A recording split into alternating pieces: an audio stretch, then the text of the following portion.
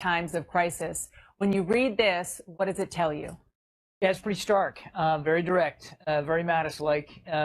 There's two paragraphs, and it seems like, as I just went through it real quickly, each one has a purpose. The first one is to make clear that the United States military is ready, prepared, willing to defend itself, to defend our country and our allies. And it gets right, that last sentence, and Barbara talked about this quite a bit, that last sentence gets right to what Kim Jong-un considers his center of gravity, which is the regime and the survival.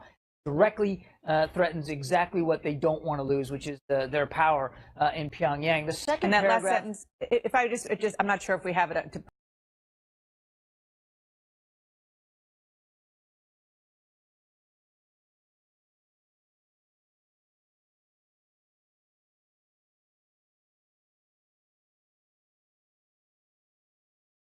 their whole strategic purposes.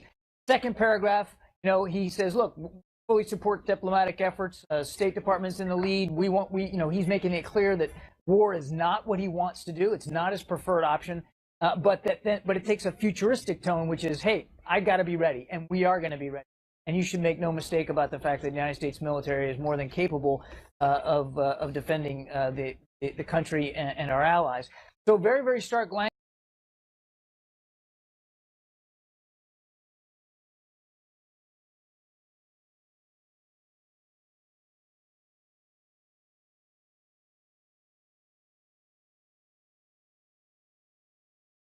And then you got Mattis, kind of coming out the other way. And what do you think? Was really, I think that, given what I know about how the interagency works, of course, not in this administration, I think that the presidents caused such a stir yesterday that they had to figure out how to wiggle their way through it.